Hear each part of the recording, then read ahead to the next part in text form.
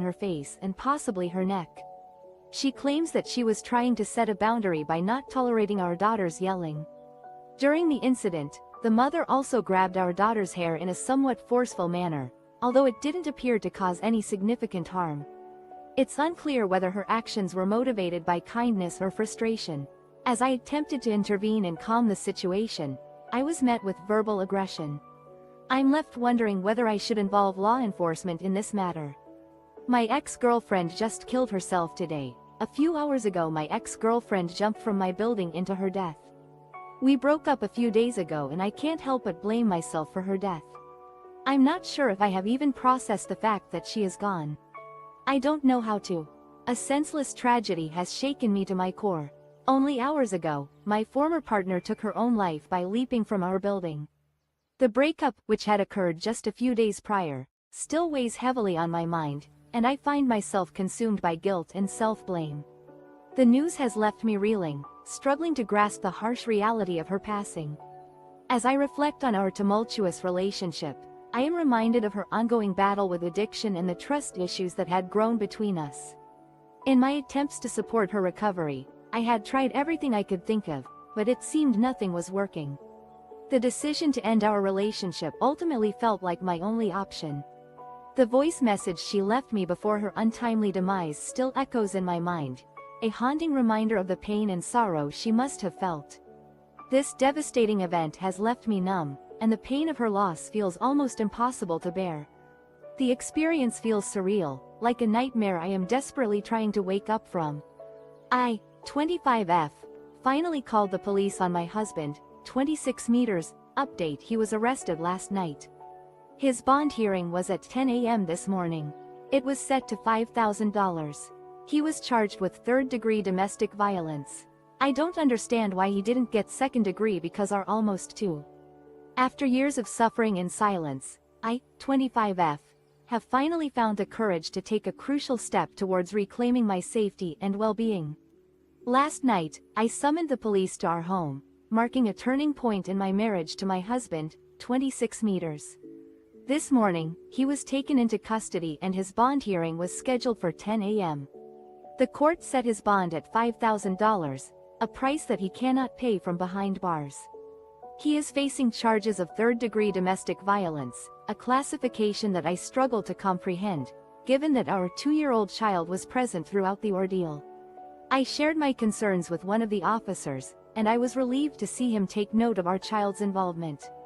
According to what I have learned, the presence of a minor typically elevates the charge to second-degree domestic violence. With my husband still incarcerated, I will take advantage of the opportunity to protect myself and our child further. A no-contact order has been issued, ensuring that he will not be able to contact or harass me.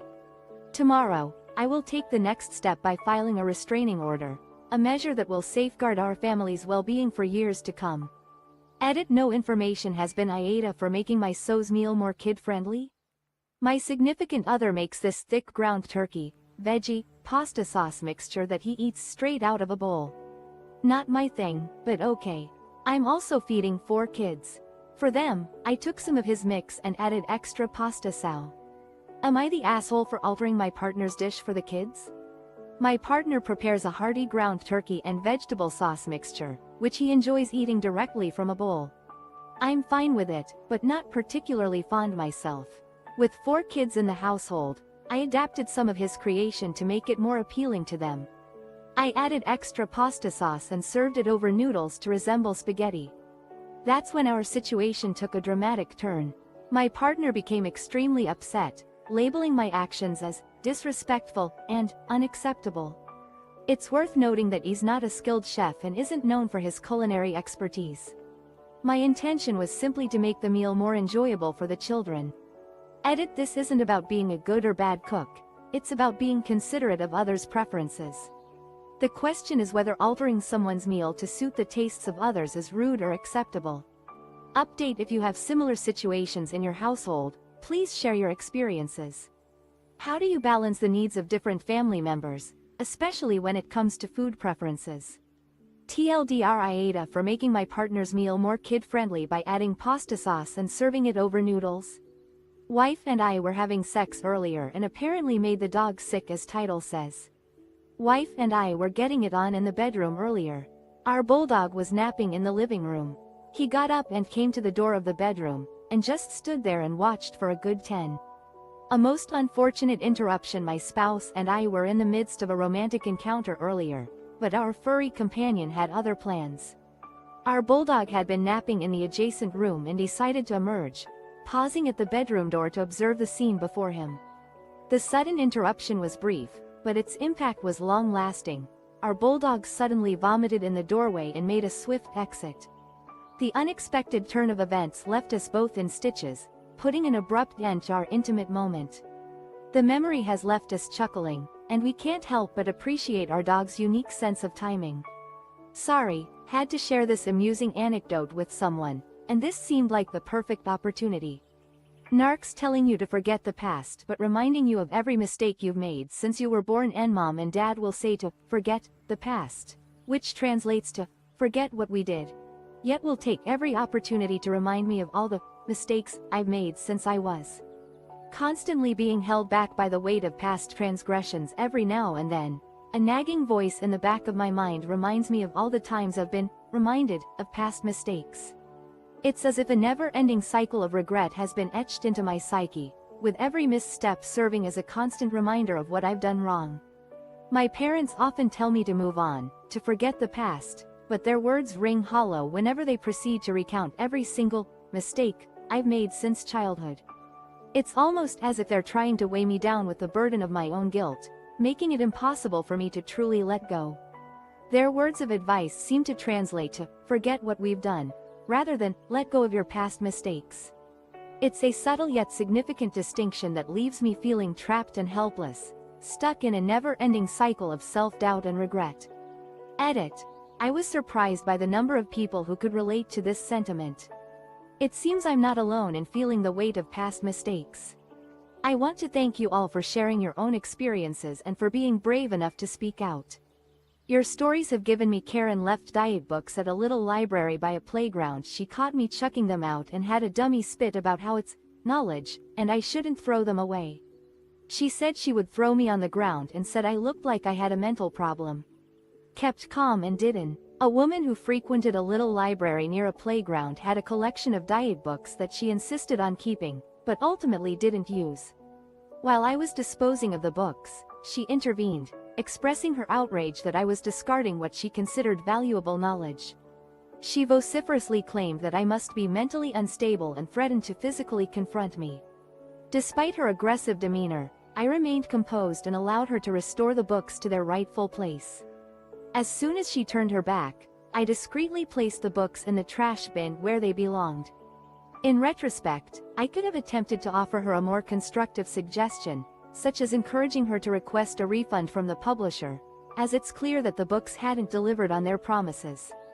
Edit. The story revolves around a heated confrontation between two individuals over the disposal of diet books at a public library. The woman involved in the incident believed that the books contained valuable knowledge and should not be discarded, while the narrator disagrees with her stance. Update. There are no updates available for this story.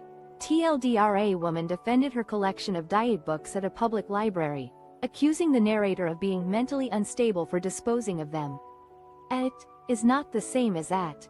I spent at least half an hour troubleshooting a customer's email address over the phone. It was so perplexing. There was no reason that it shouldn't be working.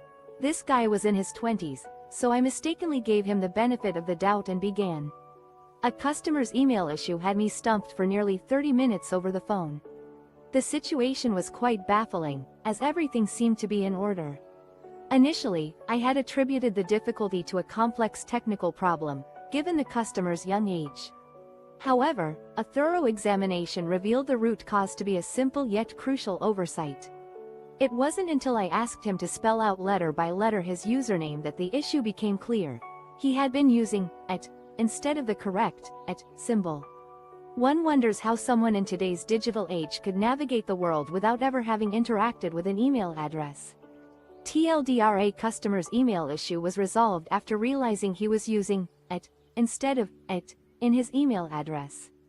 AITA for wanting to tell my stepdaughter's dad about the cameras my wife planted in his house while he was away.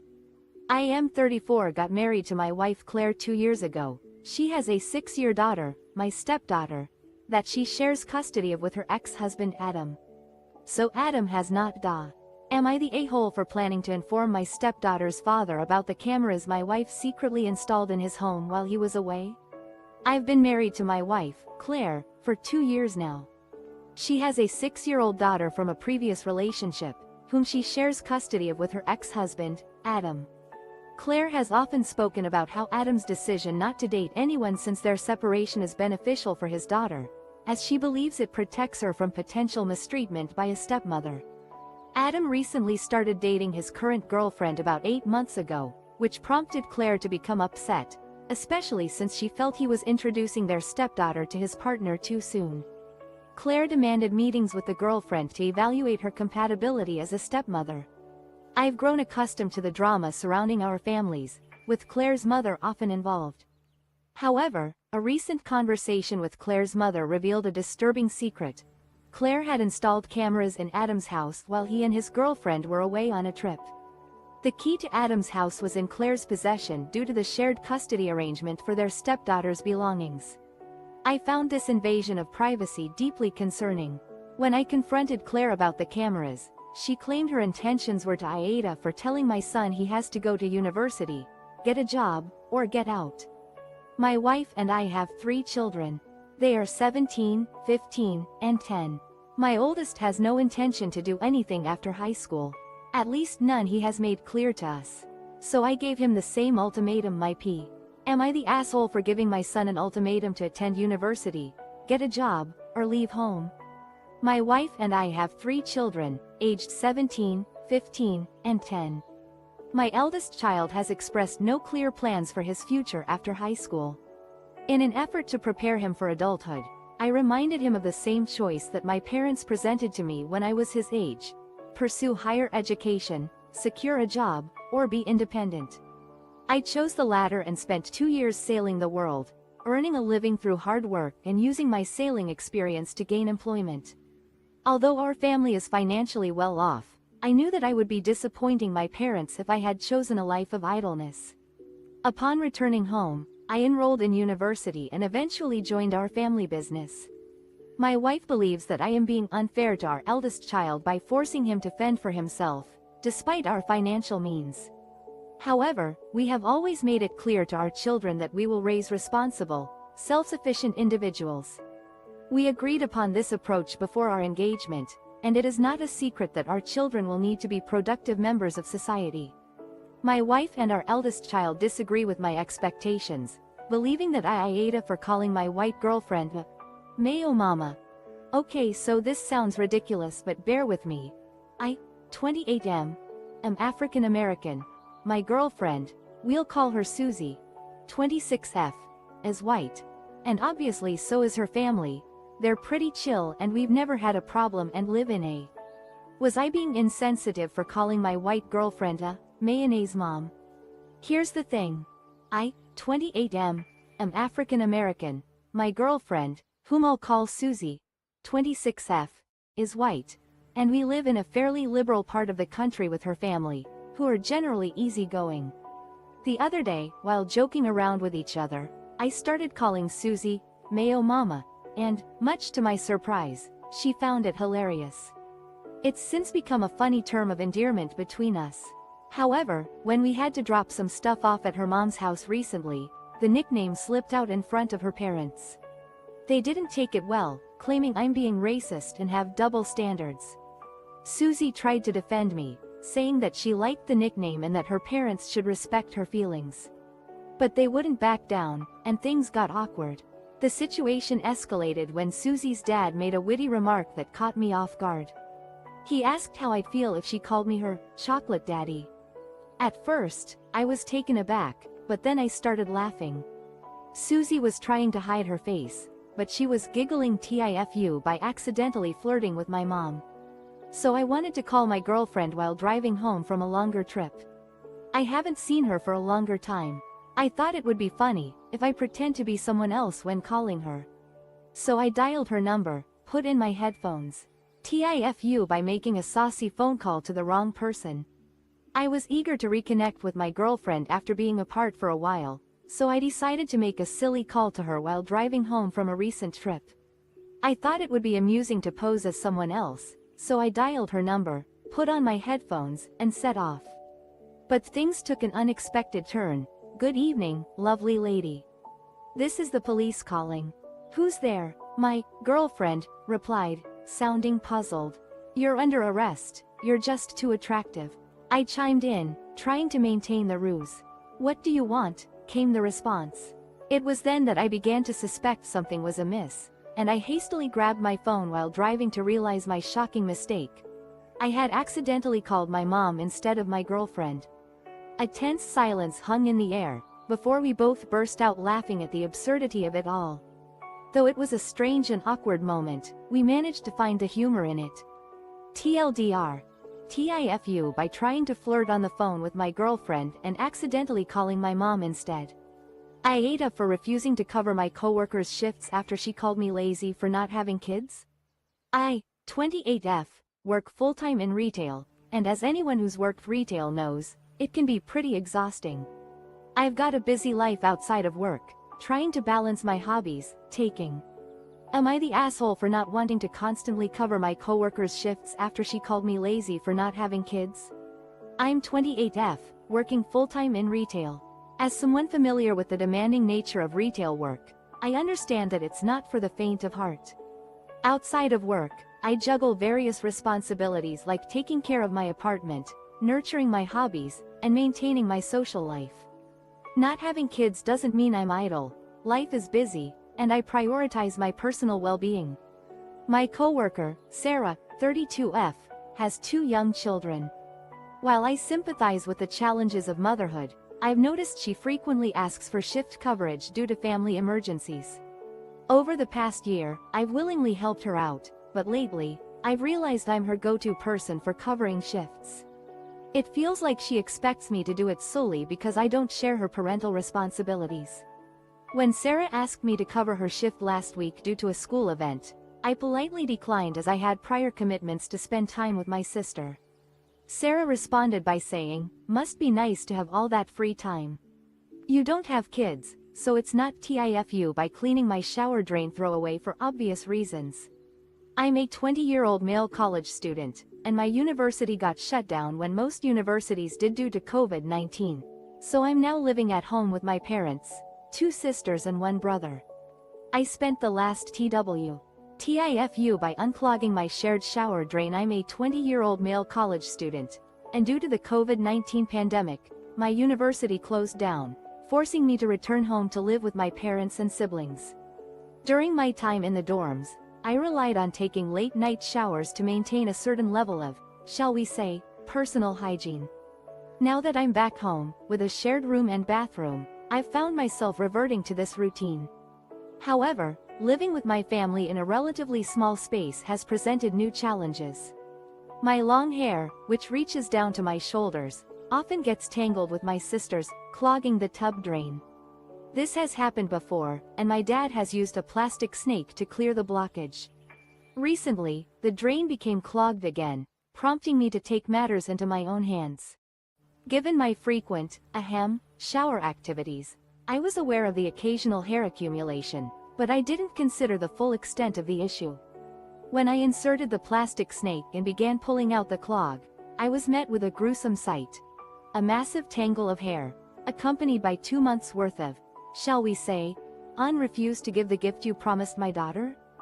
Fine, I'll take away the gift I got for you. This year I got a new job that has been paying me very well.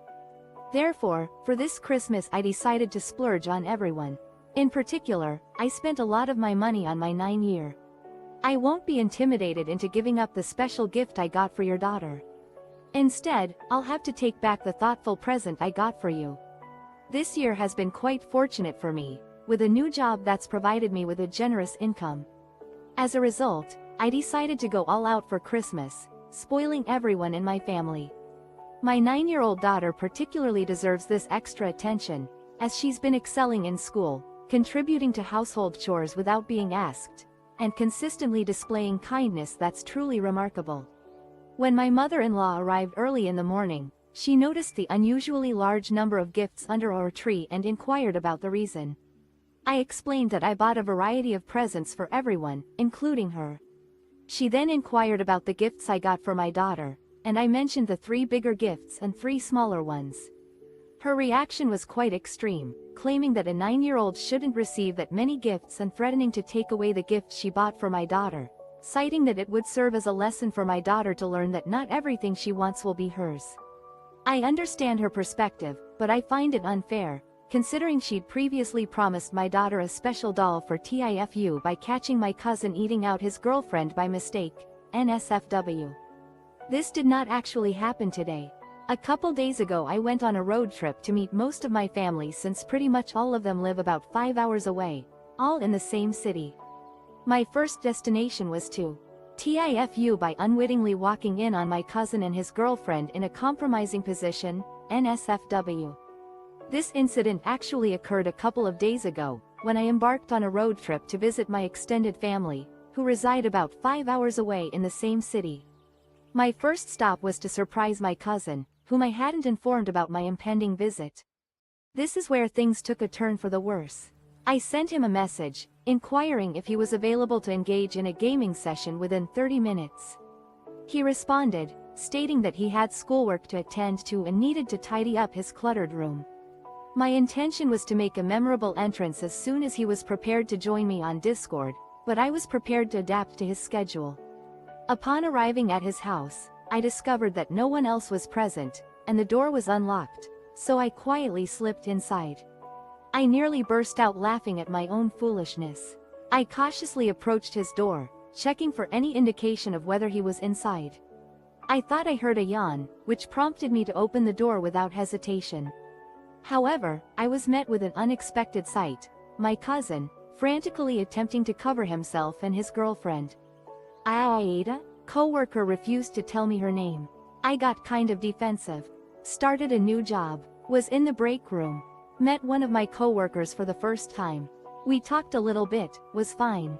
She asked me my name, so I told her. Then I asked what hers was and she curtly said, "I'm." Was I in the wrong?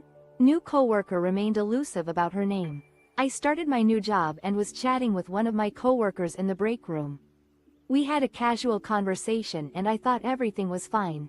She asked me my name and I shared it, then I asked for hers. However, she abruptly replied that she wouldn't be telling me. I found the response a bit unusual and said so.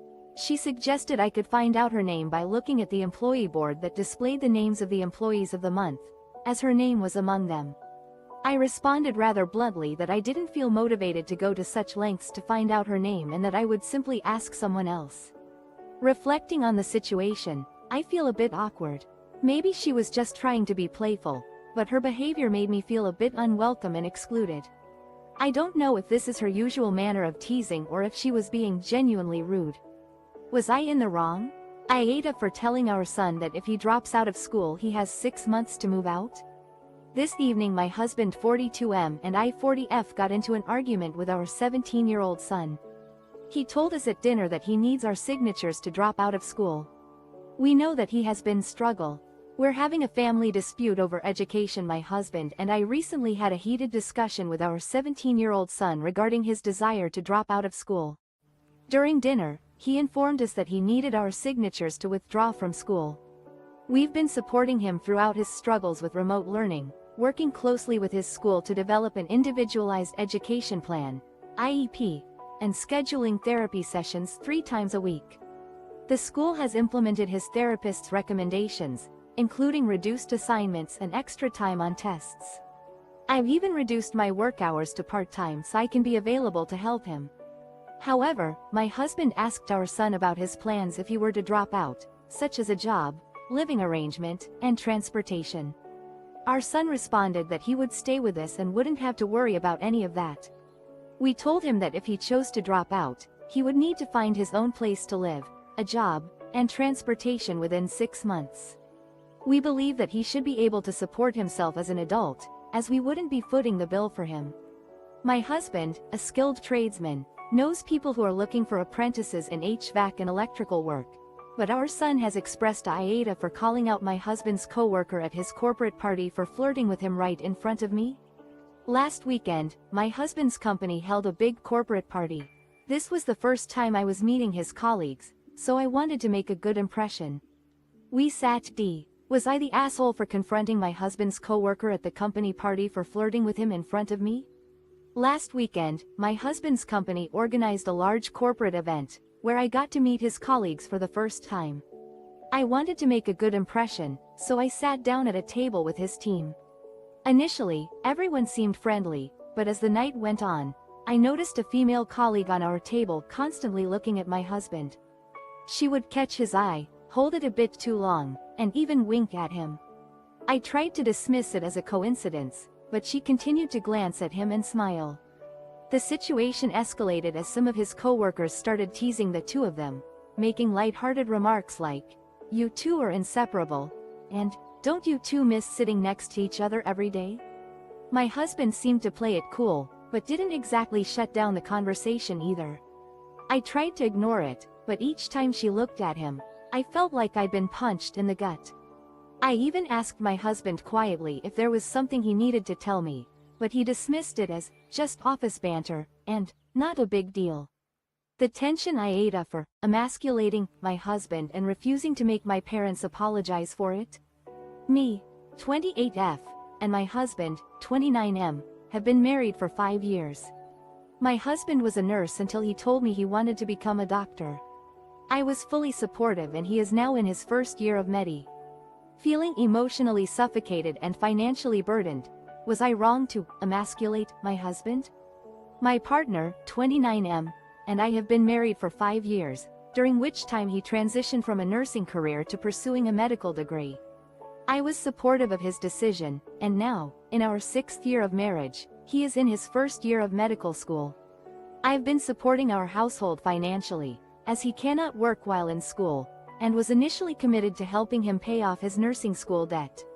However, the recent increase in our rent by $500 at the end of our lease, April, pushed us beyond our financial comfort zone, prompting me to bring up the idea of purchasing a home. This had been a topic of discussion for years, but my husband insisted that we wait until he had paid off his nursing school debt. I countered that he was now in a 6-year program, incurring hundreds of thousands of dollars in debt, and that some medical professionals take 20+ years to pay off their loans. I shared with him our savings for a home deposit and how we could afford a small, modest property within our budget. Yet, he refused to consider buying a home, insisting TIFU by having sex with my GF after swimming. Excuse me for my English, it's not my first language. Well, this happened a few minutes ago and I'm still naked while writing this. I'm on holiday with my girlfriend and today is our last day. We went swimming at the beach and were D. I'm sorry if my language isn't perfect. This happened just a little while ago, and I'm still in a state of undress as I write this. My girlfriend and I are on a vacation together, and today marks the final day of our trip. We started the day by taking a plunge into the ocean from a high platform. With each jump, a significant amount of water flowed into my nose, but I was fine afterwards. After lunch, we embarked on a 2-hour drive to our hotel. Along the way, we discussed how we wanted to make the most of our final evening together. As we checked into a lavish room with a spacious shower, our plans for a romantic evening began to unfold.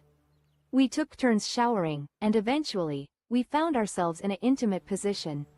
However, I wasn't expecting this to occur. Suddenly, a massive amount of water, combined with mucus from my congested nose, burst forth and landed squarely on my girlfriend's face. TLDR. I had sex with my girlfriend after swimming, and a huge amount of water mixed with mucus came out of my nose and landed on her face. AITA for not honoring my son's punishment? Update 2. I told my ex to cancel her vacation as my son will not be going because it affects my custody time. Yes, I told her it was okay, but after her husband's stunt of saying he couldn't do the sleepover, which was on my day anyways. Am I the asshole for not upholding my son's punishment during my time with him? Update 2. I informed my ex that her upcoming vacation plans would be adjusted since our custody agreement would be affected. I made it clear that it was okay with me, but after her husband's decision to cancel the sleepover my son was invited to, I had to take a firmer stance. Let her and her husband deal with the consequences of their actions. Update 1. This is quite amusing. My son's friend's mom extended an invitation for a sleepover, which unfortunately coincides with my scheduled time with him. I intended to ask my son if he'd like to go, but his stepfather said he couldn't attend since he's grounded. I could have reacted in many ways. My ex-husband and I are divorced, and our relationship is mostly cordial but distant. We have a 50-50 custody arrangement. She recently remarried, and her new husband has been part of her life for some time. Our son is 11 years old now. He got into an argument with his stepfather and received a week-long grounding. The majority of that time falls within my scheduled time with him, and my ex asked me to ensure the AITA for saying, "in your dreams," when my husband told me to apologize to his sister and her husband after they made my son wet himself. Hello. I apologize for any mistakes. I recently lost a friend and my emotions are all over the place. My son has ADHD. He's hyperactive and, am I the asshole for saying, "in your dreams," when my husband demanded I apologize to his sister and her husband for standing up to them after they mistreated my child? I'm reaching out for advice. My friend's passing has left me reeling, and I'm still trying to come to terms with it. I've asked my husband if he could watch our 4-year-old son for a bit so I could attend the funeral, and he agreed. However, he took him to his sister and brother-in-law's house without discussing it with me first. Days ago, I received a distressing text from my sister-in-law, informing me that my son had wet himself at their house. I was taken aback and immediately called my husband to find out what had happened. He didn't answer my call or respond to my texts. When I arrived at their house, I found my son crying and in a state of distress. He had been denied access to the bathroom after telling his uncle he needed to go, resulting in an accident. I was livid and questioned their parenting skills, which they defended by saying they were simply trying